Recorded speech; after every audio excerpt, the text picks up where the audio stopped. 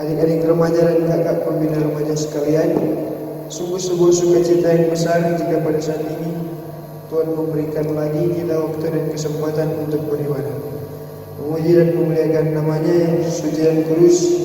Karena itu, mari saat ini saya mengundang kita sekalian untuk bangkit berdiri, dan marilah kita memuji kebesaran nama Tuhan dengan menyanyi bersama-sama. Kami memuji kebesaran.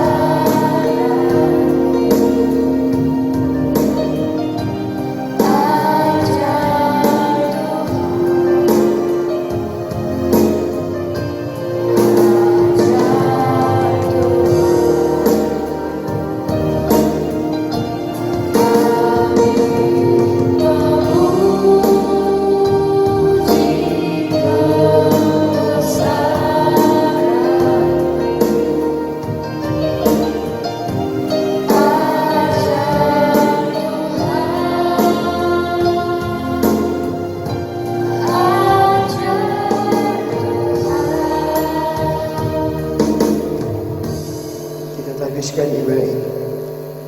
Ibadah remaja jemaat GMIM Gersal Ansor saat ini ditabiskan dalam nama Allah Bapa, Anak dan Roh Kudus. Amin. Sebagai manusia yang lemah, tentunya kita tidak pernah luput dari kesalahan dan dosa. Untuk itu, mari kita mengaku dosa kita kepada Tuhan dengan menyanyi bersama-sama Tuhan Allah hadir.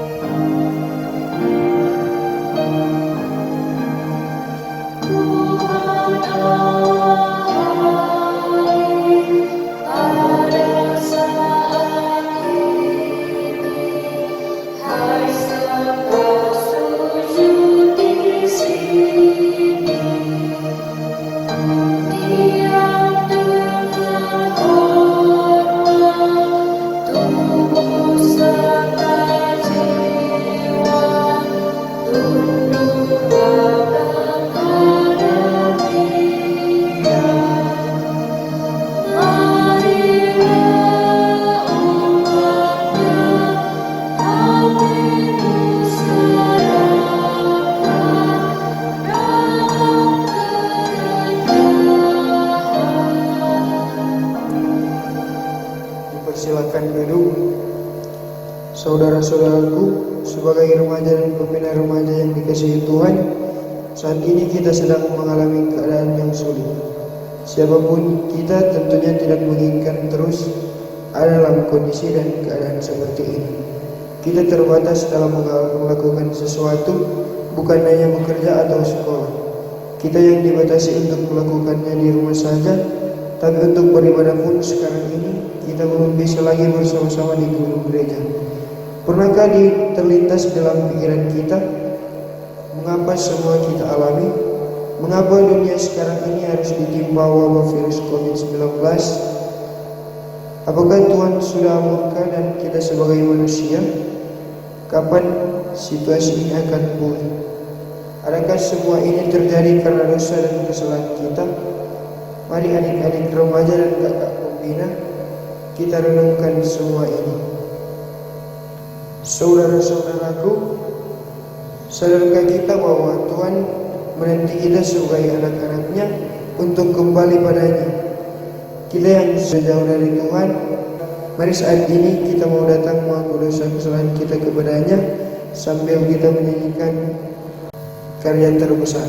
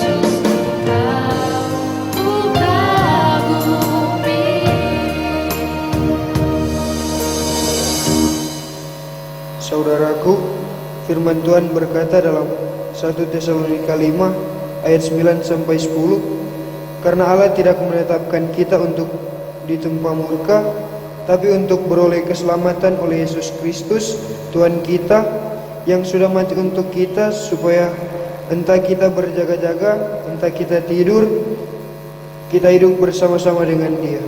Karena Dia yang sudah mati bagi kita, marilah kita sembah dan puji nama Tuhan. Kita menyanyi bersama-sama, berkumandang suara dari seberang.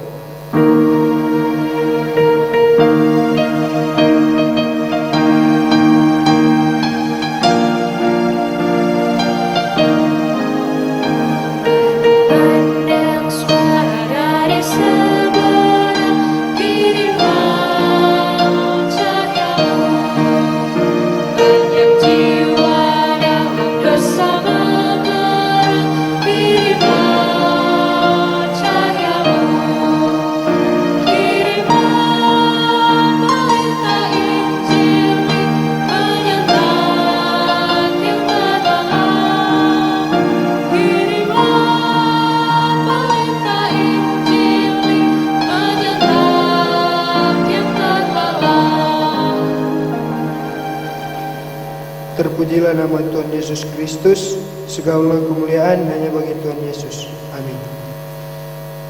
Kita akan membaca Alkitab. Sebelum kita membaca Alkitab, mari kita berdoa.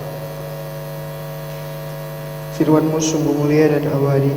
Firman-Mu menuntun, membawa sukacita dan menguatkan kami. Mohon berkat hikmat dan kemampuan, sehingga kami membaca dan merenungkan firman-Mu, agar kami mengerti dan menghayati serta melakukannya dalam tuntutan Roh Kudus, agar firman-Mu tidak akan berlalu begitu saja, tapi firman-Mu tertanam dalam hati dan pikiran kami, yang dapat menyelesaikan berbagai persoalan, bahkan menjadi buah-buah yang baik bagi banyak orang. Terima kasih ya Tuhan. Inilah doa dan permohonan kami. Dalam nama Tuhan Yesus kami sudah berdoa. Amin. Kita akan membaca Alkitab yang terdapat dalam Nehemia 2 ayat 11 sampai 20. Tekad untuk membangun kembali tembok Yerusalem. Maka tibalah aku di Yerusalem. Sesudah 3 hari aku di sana, bangunlah aku pada malam hari bersama-sama beberapa orang saja yang menyertai aku. Aku tidak ditaruhkan kepada siapapun rencana yang akan aku lakukan untuk Yerusalem yang diberikan Allahku dalam hatiku. Juga tak ada lain binatang kepadaku kecuali yang kutunggangi. Demikian pula pada malam hari aku keluar melalui pintu gerbang lebak ke jurusan mata air ular naga dan pintu gerbang sampah. Aku menyelidiki banyak seksama tembok Yerusalem yang telah terbongkar di pintu-pintu gerbangnya yang habis dimakan api. Lalu aku meneruskan perjalananku ke pintu gerbang mata air ke dalam kolam raja, karena binatang yang kutunggangi tidak dapat lalu di tempat itu. Aku naik ke atas melalui wadah pada malam hari, dan aku menyelidiki dengan seksama tembok itu. Kemudian aku kembali, lalu masuk melalui pintu gerbang lebak. Demikianlah aku pulang. Para penguasa tidak tahu kemana aku telah pergi dan apa yang telah aku lakukan, karena sampai kini aku belum memberitahukan apa-apa kepada orang Yahudi, baik kepada para imam maupun kepada para pemuka, kepada para penguasa dan para petugas lainnya. Berkatalah aku kepada mereka, kamu melihat pemalangan yang kita alami, yakni Yerusalem telah menjadi runtuh dan pintu-pintu gerbangnya telah terbakar. Mari kita bangun kembali tembok Yerusalem supaya kita tidak lagi dicela. Ketika aku beritahukan kepada mereka betapa murahnya tangan Allahku yang melindungi aku dan juga apa yang dikatakan raja kepadaku, berkatalah mereka, kami siap untuk membangun. Dan dengan sekuat tenaga mereka mulai melakukan pekerjaan yang baik itu. Ketika Sanbalat orang Horon dan Tobia orang Amon pelayan itu, dan Gasyem orang Arab mendengar itu, mereka menggolok-golokkan dan menghina kami. Kata mereka, apa yang kamu lakukan itu? Apa kau mau berontak terhadap raja? Aku menjawab mereka, kataku, Allah semesta langit, dialah yang membuat kami berhasil.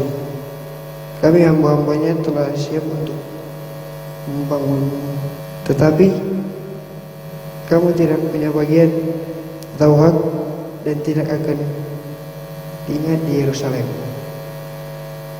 Demikianlah pembacaan Alkitab kita. Kita akan merenungkannya. Teman-teman yang dikasihi Tuhan, Nehemia merupakan seorang yang menggabungkan dengan seimbang iman kepada Allah dan perencanaan yang matang dan yang tunduk kepada kehendak Allah dan waktu Allah.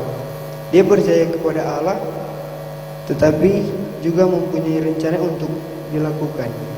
Dia beriman kepada Allah dan sadar akan kemampuan yang dia miliki, tetapi tetap bergantung kepada Tuhan dan dengan doa, permohonan, dan puasa untuk bergantung kepada Tuhan. Dia tidak mengandalkan kekuatannya sendiri, tetapi dia mengandalkan hanya Tuhan saja. Nehemia melakukan beberapa hal di dalam pasal 2. Ini menggabungkan di antara perencanaan dan iman kepada Allah. Biarlah beberapa hal ini juga menjadi renungan kita masing-masing. Pertama, mengandalkan Tuhan dan perencanaan yang matang. Nehemia telah merencanakan untuk memohon izin raja, dan karena itu dia telah mempersiapkan rencana untuk membagikan kepada Raja Artasasta apa yang telah menjadi bebannya. Kita yang mengatakan bahwa ini beriman kepada Tuhan, apakah kita mengabaikan persiapan dan perencanaan yang matang dalam melayani Tuhan dan menjalani hidup kita? Mempercayai Tuhan tidak sama dengan kepasrahan dan kepasifan. Iman kepada Allah justru mendorong seorang untuk dengan aktif menjalankan rencana untuk melayani Tuhan. Tidak mungkin seorang sanggup menjadi saluran berkat jika dia tidak pernah membuat perencanaan sebaik mungkin di dalam melayani Tuhan. Seringkali gereja ditangani dengan cara yang begitu amatir dan bodoh. Ini sebenarnya adalah dosa di hadapan Tuhan. Gereja harus memiliki kesiapan untuk melakukan suatu tindakan dengan perencanaan yang baik. Tetapi perencanaan yang baik adalah perencanaan yang dilakukan sematang mungkin sambil bersiap-siap untuk dengan dinamis mengubah segala sesuatu. Jika pimpinan Tuhan memaksa, Tuhan tidak akan harus bekerja berdasarkan rencana kita. Jika gerakan Roh Kudus berbeda dengan apa yang kita persiapkan sebaik mungkin, kita berdosa. Jika kita berani merombak rencana kita, perencanaan tanpa dorongan dan gigi dari hati yang menyala-nyala bagi Tuhan akan menjadi suatu rencana kaku yang tidak berguna. Bukan rencana yang membuat pekerjaan berhasil, tapi kegigihan. Demikian juga kegigihan yang sejati dari Roh Kudus akan mendatangkan setiap orang yang mengenal Tuhan untuk mengerjakan apa yang Tuhan mau. Ketika ada juga yang tidak bergerak untuk melakukan sesuatu, orang seperti ini akhirnya hanyalah orang-orang yang hidup demi hari tanpa ada perjuangan untuk mengerjakan banyak hal dalam hidup. Tetapi jika dorongan itu ada dalam diri seseorang, dia akan berjuang terus untuk mencari jalan, untuk mengadakan perencanaan atau mengubah rancangan, asalkan apa yang diperjuangkan itu dapat terjadi. Ketiga, apa yang mendorong Nehemia untuk berjuang bagi Tuhan, itu jugalah yang dibagikan kepada semua orang di Yahudi, di Yerusalem dan sekitarnya. Dia tidak memerintahkan mereka secara organisasi, tetapi yang sejauh lebih penting, dia membagikan kepada mereka apa yang mendorong dia. Inilah yang membuat gerakan bisa maju dan berkembang. Sebab baik dan di pergerakan pertama kali maupun generasi-generasi selanjutnya yang benar-benar memperjuangkan iman yang sejati. Pemimpin yang buruk memberikan perintah, pemimpin yang baik menginspirasi orang-orang lain untuk berjuang bersama-sama. Iman yang mendorong Nehemia untuk mengerjakan panggilan Tuhan, inilah yang juga dibagikan kepada orang-orang Yahudi lainnya, sehingga mereka siap membangun dengan semangat yang begitu tinggi. Tuhan menggerakkan Nehemia dan Nehemia menggerakkan orang-orang Yahudi sehingga kota Yerusalem dapat kembali dengan dibangun. Amin. Kita akan memberikan persembahan. Persembahkanlah tubuhmu sebagai persembahan yang hidup dan yang berkenan kepada Bapa. Mari kita mau membalas segala kebaikan Tuhan dalam hidup kita. Dia yang sudah memberkati kita semua, karena itu marilah kita memberi persembahan sebagai wujud ucapan syukur kita atas berkat-Nya. Dan sambil memberi persembahan, kita menyanyi bersama-sama bersuka dalam Tuhan.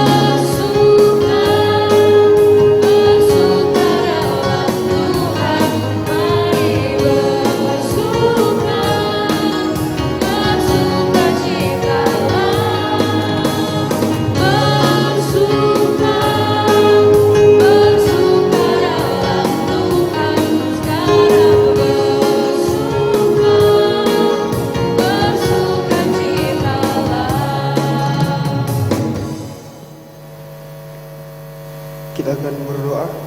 Mari kita berdoa.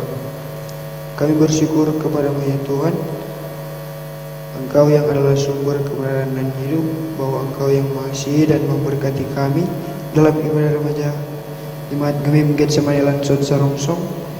Diberkatilah pembaca dan perenungan firman, juga diberkatilah pelayanan melalui persembahan syukur kami yang sudah diberikan. Biarlah semua itu menjadi berkat kelimpahan untuk kemuliaan dan kebesaran kerajaan.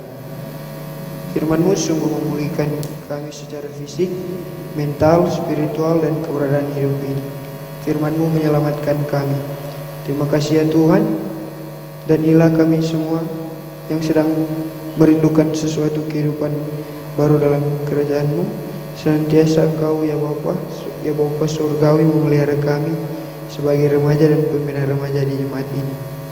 Ya Tuhan, mereka yang dalam pergumulan berkekurangan, lemah tubuh, sakit, terlebih yang terlimpa dampak wabah COVID-19 saat ini, ya Bapa, berikan kesempatan untuk mereka beroleh kekuatan, semangat, bahkan kesehatan serta sukacita dalam segala situasi yang ada. Tuhan menyertai dan memberkati pemerintah, gereja dan tenaga medis di seluruh dunia. Pergumulan COVID-19 ini dapat dipulihkan, terselesaikan dengan sempurna tangan pengasihan. Ya Tuhan, tuntunlah kami terus dengan kekuatan Roh-Mu, supaya kami hidup dalam kesukacitaan, menjadi saksi-Mu di semua aspek kehidupan kami, yang beroleh hidup dan dapat menghidupkan banyak orang di sekitar kami. Terimalah doa kami ya Tuhan, dan kami akan berdoa bersama-sama doa Bapa kami yang Engkau telah ajarkan kepada murid-murid-Mu. Bapa kami yang di surga, dikuduskan namamu, datanglah kerajaan-Mu, biarlah kehendak-Mu di bumi seperti di surga. Berikanlah kami pada hari ini makan kami siang, dan ampunilah kesalahan kami seperti kami juga mengampuni yang bersalah kepada kami, dan jangan bawa kami ke dalam pencobaan, tapi lepaskan kami dari jahat. Karena Engkau yang punya kerajaan, kuasa dan kemuliaan sampai selama-lamanya. Amin. Jemaat diundang berdiri, kita menyanyi bersama-sama sebagai nyanyian penutup doa kami.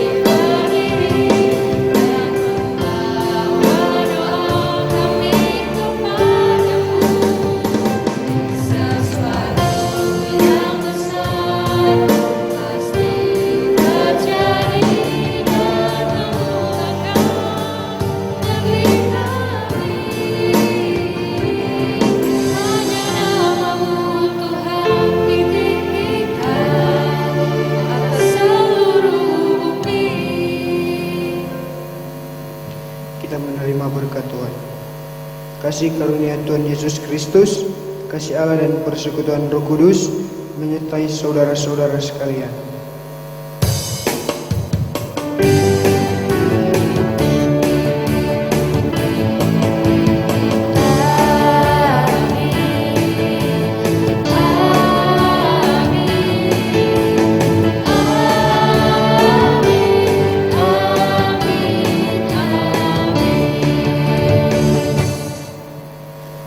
Demikianlah ibadah kita pada malam hari ini sudah selesai. Shalom dan Tuhan Yesus memberkati.